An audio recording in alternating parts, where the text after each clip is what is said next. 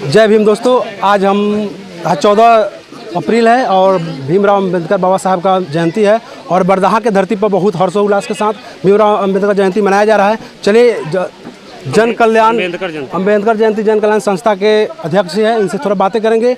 बहुत खुशी का दिन है आज, चलिए बताइए कुछ। यह आज जो जयंती मनाई जा रही है यह हमारे संस्था के बैनर तले यानी अंबेडकर जन कल्याण संस्थान पूर्वी चंपारण मोतिहारी के बैनर तले मनाई जा रही है। हमारा उद्देश्य है कि जितने भी सुदूर इलाके हैं जहाँ पे शिक्षा नहीं पहुँच पाई है या किसी कारण से भी हो, चाहे वो राजनीतिक कारण हो, सामाजिक कारण हो या सांस्कृतिक कारण हो, जिस कारण से भी नहीं पहुँच पाई है, हमारी प्रयास रहती है कि वहाँ पर जा कर के शिक्षा के प्रसार के लिए बच्चों को पुरस्कृत करें, सम्मानित करें और उन्हें पढ़ने के लिए उनके अंदर ललक को जगाए। इस तरह से हमारी कार्यक्रम मैंने सप्ताह में प्रत्येक दिन कहीं ना कहीं चलती रहती है और इसी कड़ी में आज बरदाहा जो है सुदूर इलाका जो है, यहाँ पे शिक्षा की बहुत कमी है, लेकिन शिक्षा को जगाने के लिए हमारी पूरी टीम यहाँ पे आज मौजूद है। मैं कामना करता हूँ कि हमारी इस संस्था के माध्यम से जितना भी हो सकता है शिक्षा के विस्तार के लिए उतना करने के लिए सक्षम हूँ और मैं चाहता हूँ कि यह बरदाहा पंचायत काफ़ी आगे बढ़े, शिक्षा के मामला में, राजनीति के मामले, हर क्षेत्र के मामले में आगे बढ़े। चलिए, इन्होंने बहुत अच्छे से बताया। और एक और बात, भीमराव अंबेडकर बाबा साहब ने हमेशा उनका एक नारा रहता था, शिक्षित बने। आखिर उन्हें शिक्षित बनने का क्या कारण था कि बोलते शिक्षित बने? देखिए, जब तक हमारा समाज शिक्षित नहीं होगा तब तक हम उन बंधनों से नहीं जकड़ पाएंगे जो आदिकाल से चलता आया है। जब हमारा समाज शिक्षित होगा तो उन बेड़ियों से बाहर निकल के अपने हक और अधिकार के बारे में जानेगा, तब जाकर उसे पूरी रूप से स्वतंत्रता मिल पाएगी। इसलिए इन्होंने बाबा साहब ने कहा था कि पहले शिक्षित बनो, उसके बाद अपने समाज को संगठित करो। जब तक संगठन नहीं होगा, अपने समाज एकत्रित नहीं होंगे, तब तक समाज का विकास संभव नहीं है। और उन्होंने कहा था कि जब शिक्षित हो जाओ, संगठित हो जाओ तो अपने अधिकार के लिए संघर्ष करो, लड़ो। सर, एक और सवाल है आपसे।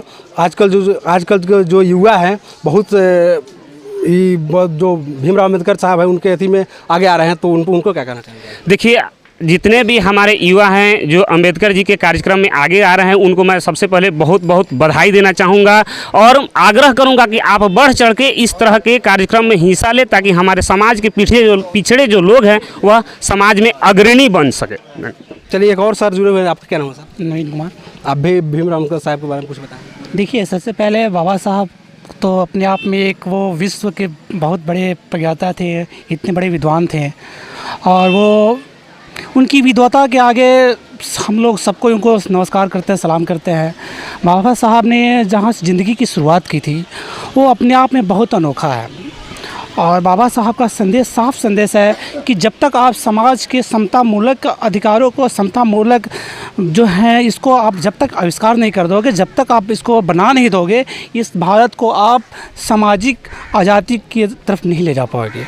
और ये जब तक शिक्षा नहीं आएगा ना, जब तक शिक्षा नहीं आ पाएगा ना, तब तक हम लोग कैसे जान पाएंगे कि ये समाज क्या होता है, राजनीति क्या होती है, हमारी व्यवस्थाएं क्या है। So I need to talk about this thing. चलिए, यहाँ पे बहुत सामाजिक लोग जुड़े हुए हैं। एक सर मुन्ना सर भी है जो बहुत मोटिवेटर है, इनसे सर कुछ जानना चाहेंगे। सर कुछ बताइए।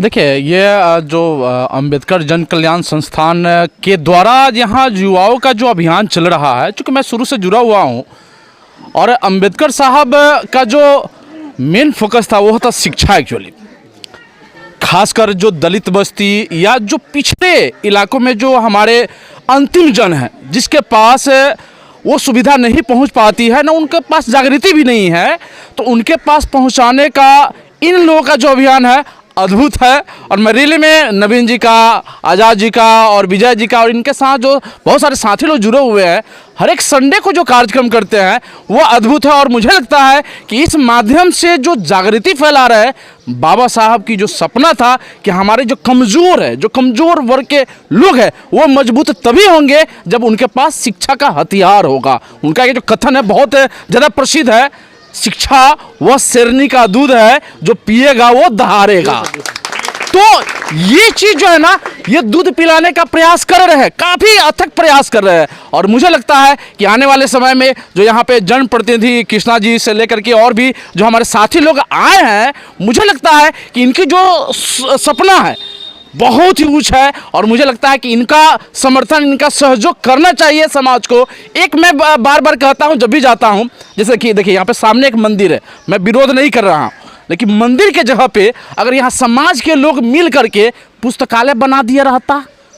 मैं एक उदाहरण मैं दे रहा हूँ, जितने यहाँ पे लोग आए हुए हैं, मेरा एक अपना प्रस्ताव भी रहता है, चाहे ये मीडिया के माध्यम से मैं बोलना चाहता हूँ, जितने लोग सुन रहे हैं, अगर अपने घर से अगर उनको मैं बोलूँ कि 11 पुस्तक दीजिए पुस्तकालय खोलने के लिए, क्या ये संभव है कि नहीं? बिल्कुल संभव है।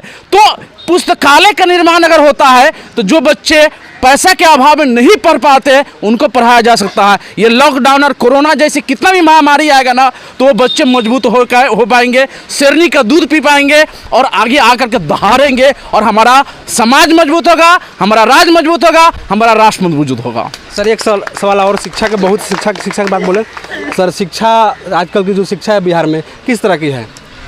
देखिए, शिक्षा पूरी तरह से गर्त में जा चुकी है। मैंने सरकार की जो मानसिकता है ना, मैं सोच कर जो ना मैंने रोम भूल जाते हैं। मैं रियली बता दूं कि उनकी जो मंशा ये है कि हमारे बच्चे पढ़े ही नहीं, उनको कटोरा रखा करके बस उसी पे डिपेंडेंट बना दिया गया है, वो उस ढंग से इन्वायरमेंट बना दिया गया है, लगता है कि यही ज़िंदगी है। आप यहाँ आसपास के किसी भी स्कूल में चले जाइए, क्या शिक्षक पूरा है? नहीं है। अभी आधा से अधिक वैकेंसी खाली है, स्टेट से लेकर सीटेट से लेकर के टेट से लेकर के कितनी कंपटीशन ले लेकर के 10-10 साल से शिक्षक जो इंतजार कर रहे हैं, लेकिन ज्वाइनिंग नहीं हो रही है। अब जब ज्वाइनिंग नहीं होगी तो वो लोग तो समाज में उत्पात मचाएंगे ही ना कहीं अपने इनकम का रिसोर्स तो क्रिएट करेंगे, लूटपाट करेंगे, मारपीट करेंगे, और इस ढंग से जो है ना शिक्षा को डुबा करके और राज कर रहा है। चूंकि उनको पता है कि हम बच्चों को पढ़ा देंगे ना तो हो सुना हो 5 साल बाद 10 साल बाद आवाज उठाएगा कि आप गलत कर रहे हैं, तो वो अपने सत्ता के सुरक्षित के लिए वो इस ढंग से काम करेंगे, शिक्षा को पूरी तरह से डुबा दिया कि हमारे बच्चे जो ना शिक्षित होकर के मजबूत ही ना हो। चलिए धन्यवाद मुन्ना सर से, इन्होंने बताया शिक्षा के ऊपर, और एक और जिला परिषद साहब है, उनसे हम बातें करेंगे और जानने का प्रयास। सर अपना दीजिए। मैं कृष्णा दास, यहाँ का स्थानीय जिला पार्षद मोतिहारी 28 हूँ। और सर आज यहाँ बरदहा की धरती पर भीमराव अम्बेडकर साहब का जयंती मनाया गया, इस पर क्या कहेंगे? ये तो बहुत बड़ी समझिए बरदहा के लिए सौभाग्य की बात है कि बरदहा के धरती पर पहली मर्तबा ये आज़ाद सर और नवीन सर और इन लोगों का जो संस्था जो चल रहा है अभी, विजय सर का भीमराव अम्बेडकर जो संस्था बनाए है, इसकी दूसरी वर्षगांठ यहाँ एक तरह से मनाई जा रही है और दूसरी प्रोग्राम है। और हमें बहुत बड़ी खुशी होती है कि इन्होंने सुदूर इलाकों में जाके दलित बहुमूल और बहुत पिछड़ा क्षेत्र में जाकर के इन्होंने हर सप्ताह में जो अभी शिक्षा के प्रति अलग जगाने का काम कर रहे हैं, इसलिए पूरी टीम को बहुत बहुत बधाई। और शिक्षा के क्षेत्र में जितने भी हो अग्रणी लोग हैं, उनसे इन लोगों का भी मुझसे जितना बन पड़ता है मदद करने का मैंने आज वचन भी देता हूँ और मदद भी करूँगा।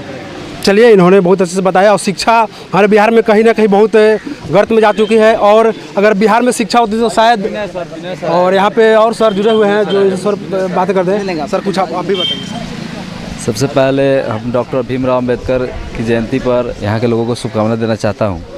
और मैं ये बता दूँ कि बाबा साहब भीमराव अम्बेडकर का जो जन्म हुआ था 14 अप्रैल 1891 में एक मध्य प्रदेश के एक दलित परिवार में हुआ था, और उन्होंने दलित समाज के लिए और बहुत सारे काम किए। और सबसे पहले हमारे स्वतंत्र भारत के न्याय एवं विधि मंत्री बने। सबसे गर्व की बात यह है कि डॉक्टर भीमराव अम्बेडकर हमारे स्वतंत्र भारत के न्याय एवं विधि मंत्री बने, और यानी कि उनके पिता का नाम रामजी अम्बेडकर और माता का नाम भीमाबाई, और यानी कि डॉक्टर भीमराव अम्बेडकर का हमारे दलित समाज के लिए बहुत बड़ा योगदान है।